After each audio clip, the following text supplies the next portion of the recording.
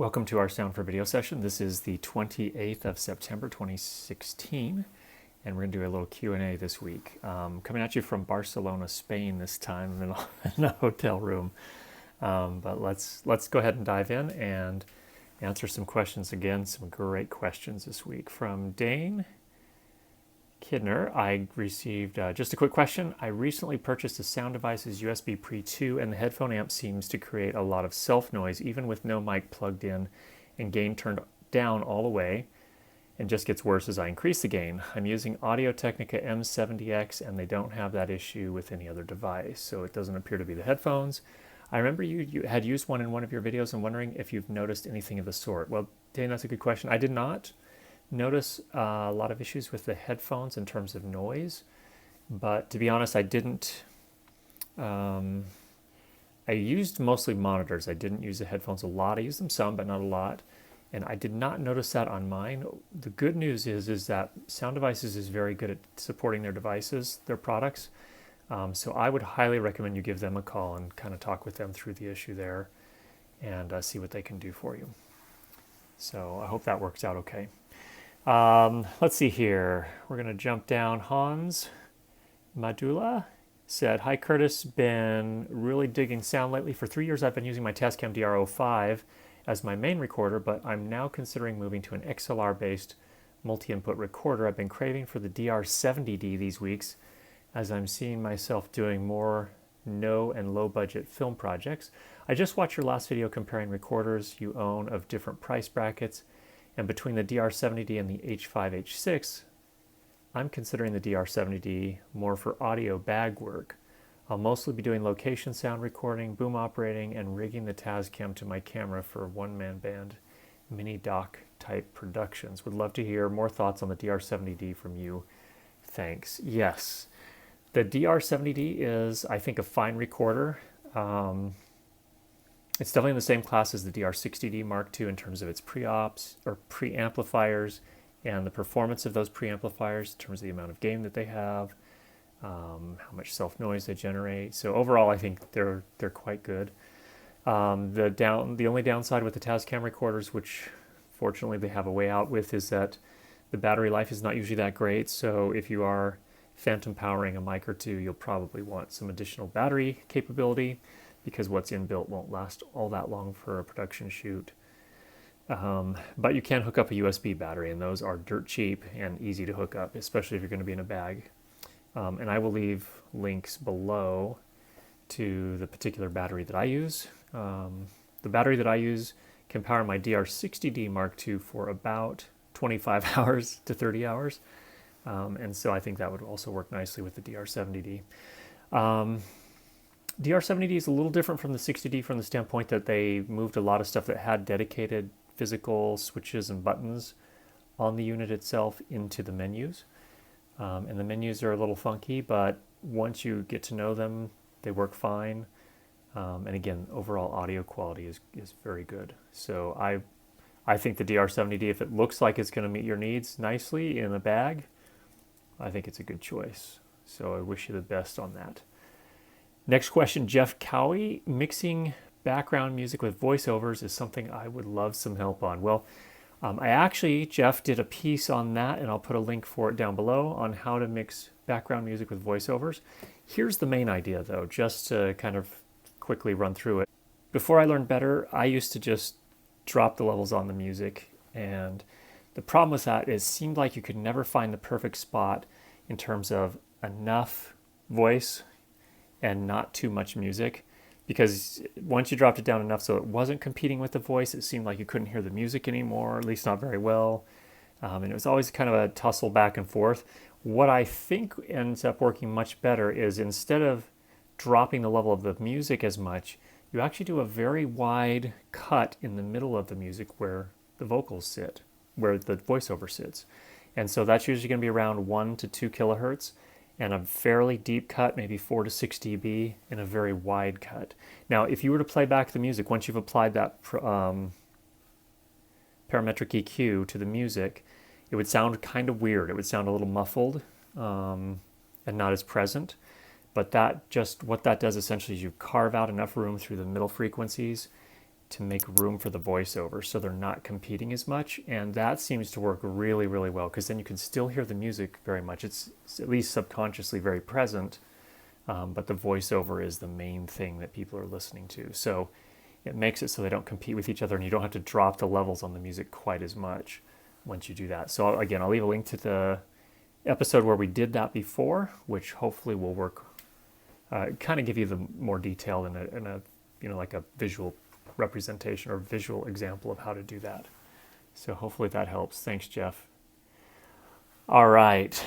The next piece was from Greg Palmer. Greg Palmer left a lot of great information. And so, to be honest, I'm going to read some of this to you here. First of all, wireless hop, something that was asked last week, and I didn't know a lot about, because on the productions I work on, I don't typically do that. But once you move up into the kind of the medium-sized productions where there's multiple people on a crew, it is something you'll run into. He said the following, this is Greg: "This probably deserves more discussion. I personally have found it very useful to set up one or more wireless hops, sending the mixed audio from my Zoom F8 to the cameras, usually boom mic channel on one hop and all the lavs together on the other hop. There are two advantages to this. First, it records the mixed audio someplace beside your recorder for backup. In fact, even if you had a disaster, say for example an SD card failure, you lost an SD card, mixer meltdown, an elephant sits on your sound bag, whatever it may be, the audio recorded on the camera is probably very usable without the individual tracks from the mixer recorder. Secondly, it places excellent audio on the camera video tracks, making automated syncing much more successful. I found it pretty simple to set up a wireless hop by just using the Sennheiser G3 wireless system normally used with lavs. Only thing you need is a cable to go from the F8 output TA3 to the Sennheiser 3.5mm locking TRS connector. One nice trick with either the G2 or G3 systems is you can have multiple receivers for one transmitter. Multiple receivers for one transmitter, which is good, because then you can actually send the signal to multiple destinations, multiple cameras, for example. That's me talking, but what Greg meant. I think let's see here. He's also looking at adding a Sennheiser 300 IEM receiver for the director or boom operator to monitor the audio with a headset. Anyway, so that's kind of the main idea, is that essentially what you're doing is you're wirelessly sending the audio from your mixer, you as a sound person, your mixer, off to the cameras usually, and potentially also to the director or the boom operator or other people on set that need to hear the audio. So there's that. Multiple lavs in post. He asked a question about this last week, and I think I completely misunderstood it. So he says this, Greg, again: "I had asked a question about how to handle multiple lavs in post. I think you answered this in terms of mixing on location during filming. I really was talking about post-production, when you have multiple lavs recorded on individual tracks for a take, and whether you take the time in editing to momentarily mute lavs when actors are not currently speaking, then bring them back up as the actor begins to deliver a line. I have been doing this on some recordings, but it is very time consuming to adjust the gain in and out. I'm just wondering if I'm wasting my time and if I should just set the gain once." That's a good question. And I think what that really comes down to, Greg, is the whether you have a problem. So by that, what I mean is, in post, are you finding that your noise floor is sitting high enough on those unmuted microphones that you feel like to get the quality you want, you have to mute them? In those cases, I would. So if I'm working on a short film or something like that, yeah, I definitely would do that. So that's a case where I would personally invest the time, but I think it really comes down to your particular case. I would not automatically do it. I think you should always have an intention or a reason to do something like that. So there are a couple thoughts on that there. And yeah, it is tedious. It takes a lot of time. Those dialogue editors and all the audio editors that are working on the bigger films, that is a tedious job. But then the results are pretty impressive. So those are my thoughts on that. And then finally, also, he mentioned some things about the Orca OR-30 sound bag, which we talked about a little bit as well. And I think this is interesting because he has a kind of a different perspective on this. So I'm going to go ahead and read what he said about this as well. So funny that you mentioned today the OR-30 bag with the Zoom F8. I just received my OR-30 today for my F8. I do love the bag, excellent quality, about the right size for a Zoom F8 almost. It's a little on the big side. But a couple of issues became immediately clear. Zoom F8 battery compartment, being on the bottom, is not accessible from the bottom entry panel of the OR-30. And that's true. I agree with that. It's offset. The F8 sits forward enough in the bag that when you open, the nice thing about the Orca bag is you can actually open it from 6 sides. 5 sides, excuse me. And so one of them is on the bottom, and there's a door that actually opens up. And the problem is that because the mixer sits, or the recorder sits so far forward in the bag, and the door on the bottom doesn't cover the whole bottom of the bag, it's just the middle portion of the bag, you can't actually use that to change the batteries within the Zoom F8. So that is a legitimate concern if that's important to you. I'm usually powering the F8 with a different battery, so it's not usually a problem for me, but if you are relying on those AA's as your main power source, then yeah, I think that could potentially be a problem. Essentially, to change the F8 internal batteries, you have to remove the F8 from the bag. Not a showstopper, but not real convenient. Secondly, I really didn't like the lift brackets for the mixer. So what he's talking about here is the way the bag works, and I don't have it with me right now to show you, but it's the bag is actually made to kind of accommodate a lot of different size recorders and mixers, and they have 2 different ways you can get that mixer or recorder to the right height in the bag so that you can access all the controls, but that's so it's not sticking way out of the bag at the same time. And realistically, most recorders or mixers are going to sit in there, and they're going to sit too low in the bag just on their own. So the one way that you can do it is using what they call their lift system, which are essentially metal brackets with adjustable, you can adjust the height by where you put the little hook that comes up over the bag's center divider. And I actually did use those at first with my first Orca bag, and they were okay, but not my favorite. But the second way you can do it is they also come with essentially padded lifters, I guess. What did you call them here? You called it the included pillow block. I think that's a fine name for it. But what it is essentially, it's some padding that's made with some nice covering that matches the inside of the bag and is fairly durable. They give you 2 of those, and so you could put one on for your recorder if it's not, if it doesn't need a lot of height, or you can put 2 on to give it a little bit more height. And that's actually what I use in my bag, and that's worked very nicely for me. So I think the lift brackets can work really well, especially in the larger Orca bags. They actually work pretty well in my OR-34, which again is a much bigger bag, like way too big for a Zoom F8, but they do work pretty nicely with my sound devices. And yeah, so it's just, whichever one of those works best for you. I think the reality is with bags are so personal.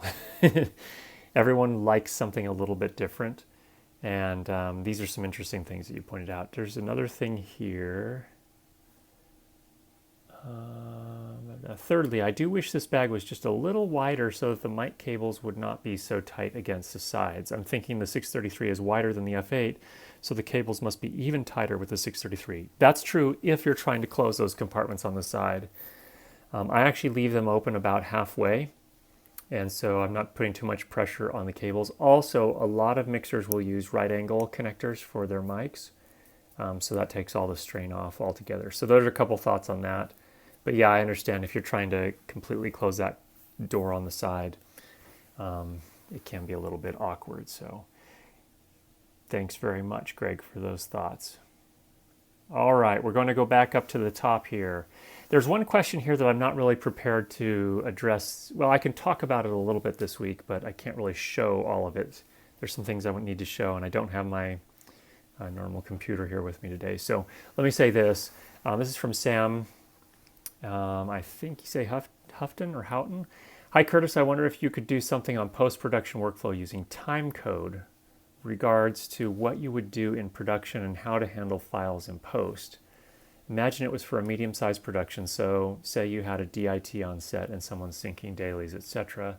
Hope that makes sense. Okay, Sam, there are a few things involved. First of all, I'm learning more and more how important it is to actually enter when you're working on that size production, to enter metadata. And even if you're working on a small film, I did a small film several weeks ago where I was a sound guy, there was a director and director of photography, and he had an assistant, and that's the entire crew. And one thing I think that I'm finding is that's very important is entering metadata. So on the Zoom F8 or the Sound Devices 633, what I can do is enter metadata. So I can actually, all the files are recorded with scene and take numbers. I can actually give the scenes names within the Sound Devices 633, which is what I used on that particular shoot. And what that was really helpful for is that once that information, we didn't have a DIT, but in this case, once before we left set, I actually gave the card over to the director and he ingested them onto his laptop so he could do the edit. And it made it a lot easier that I had already named those files. So he already knew which scene and take each of them were. We had slated for each of them. So he's going to have a much easier time based on that information. And the nice thing about both the F8 and the 633 is you can also enter notes for each take. And so if there was something funky that happened, you could put the notes right there in the recorder and you're good to go. Now, you can't always do that if you're operating from a bag. Entering with the little knob encoder, notes are hard to enter that way. However, on the 633, they've done something unique, and that is that you can actually have some kind of predefined notes, so a bunch of words, and you can just essentially select those words to put in the notes for a take. That can be really helpful too, and it makes it possible to do it from your bag, at least more feasible to do it from your bag, in cases where I'm actually working, where I can put the recorder on a table, or I don't have a cart, so I'm not that advanced, but or don't do those types of jobs. But often it's on a desk or a table. What you can do then is you bring a USB keyboard and I can type that stuff in right there, and it makes it so much easier. And whoever's doing the editing or any of the other post work greatly appreciate that, because it's so much easier for them to get up and running and started on the cut. So that's one thing. Second thing, and that kind of affects the DIT, because when the DIT gets it, it's easier for that person also to line up my audio files with all of the camera files. The next thing is I mainly use for Timecode the Tentacle Sync system. So what I do in that case is there's software that comes with that. If there were a DIT on set, then I would have them download that. You actually have to plug in via USB the Tentacle Sync time clock itself into the computer, that's kind of the way the license works, to get the software to work, and then they could do the syncing right on the spot. And that syncing process, I've done a piece on that. I'll put a link to it as well. It's incredibly quick and easy. All you do is drag all of the audio files into the interface, all the video files in, click the button to sync them, and they're all ready to go. Then you can export an XML file, which essentially means you could import that into your video editing app, and it will read all the files and put them in the right spot. That's one way you can do it. Or you can actually then export the media files with the synced audio into new files. So you have a couple of different options there. And depends on how the editor wants to work. You could do either one or both. And that works pretty nicely. So I think I'll need to do, and probably what I'll do is I'll do a piece on that on one of our future episodes here. So that's kind of the high level. Sam, I hope that's helpful for you. And then I think there was one more. There's one more. It's light related, not sound related.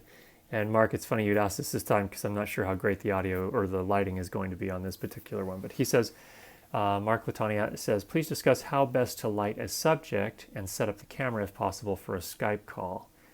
Your image always seems to be high quality. Well, that's kind of you to say that.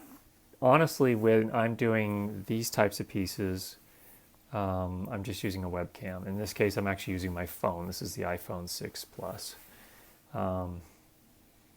So I think really the secret there is you want lighting that's not too contrasty, because these cameras just, they have so little dynamic range, it's pretty astonishing. So in this case, I literally just have the lighting that's behind me here. This is kind of an interesting hotel. It has lots of mirrors in it, so light's bouncing everywhere. So in this case, you can see my face okay. But at home in my edits room, the way I do that is that my computer actually is probably 3 or 4 feet away from a wall behind it, and that wall has a window on it. And what I typically do is I hang up a piece of foam core board, or like the heavy duty, very thick with foam in the middle poster board, from the curtains that are actually behind the computer, and they're up above the computer a little bit. And then what I do is I take one of my LED lights, I bounce that off of that poster board into my face. So the idea there is that I get lots of kind of just soft lighting around the whole face, just so you can see my eyes and see the face pretty well. So I go pretty straightforward and pretty simple on that type of thing for if I'm just doing a Skype call. You can get, you can do a much more extensive lighting design and get a little fancier than that and do key lights and fill lights and all that business as well. But the secret is you've got to keep your contrast ratio very low, because again, these webcams don't do very well. Now, you can also stream video from a more capable camera. So for example, my Panasonic GH4, I can send an HDMI signal out of that into, in my particular case, I have a Blackmagic Ultra Studio mini recorder. It's about a $150 US little metal box. You feed the output from your via HDMI from your camera into this device, and then on the other side it has a Thunderbolt cable, and that goes into my Mac. And what that does is that encodes the signal out of the camera and makes it a stream that my computer can capture, and I can use that in the Google Hangouts on Air or YouTube live stream, or I can record into a screen capture application, in my case, ScreenFlow.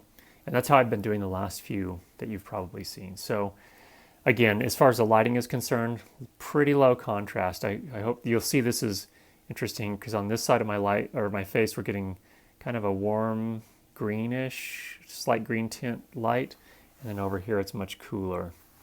But if go lots of different directions with this, I guess. This is a little weird here because you can see hotel room, that's a little bit less contrasty, but I could also do something like that. But anyway, again, the idea is keep it pretty low contrast for these webcams. They just don't do very well if there's a lot of contrast. So we'll talk more about lighting in the future as well. So there's a start for you. All right, I think that's everything we have for today. If you have any questions, go ahead and leave those down below. Thanks for these questions. All, again, great questions. We will talk to you again next week, and get out there and make something that sounds awesome. Talk soon.